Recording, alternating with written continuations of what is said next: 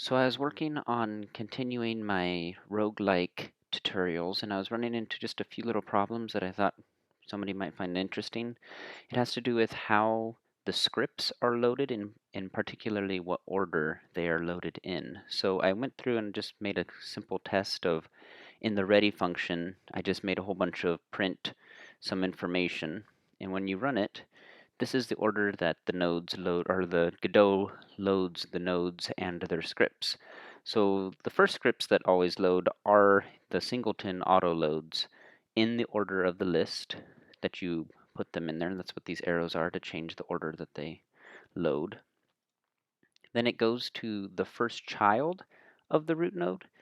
So it went to the player and actually went all the way down to the child first. It did the child of the player first, then it did the player, then it actually loaded the, um, I had some instances in here that I loaded. I loaded these books that I wanted to see where they ended up. So they actually loaded after the player loaded the script. Then it went down to this node at the bottom.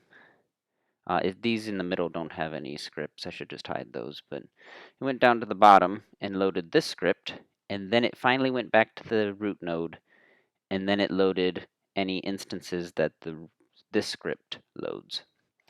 So overall, the basic gist of it is it goes singletons down each branch as far as it can go, working its way back to the node, through all of your nodes, and then back to the root node, and then any instances that the root node also have.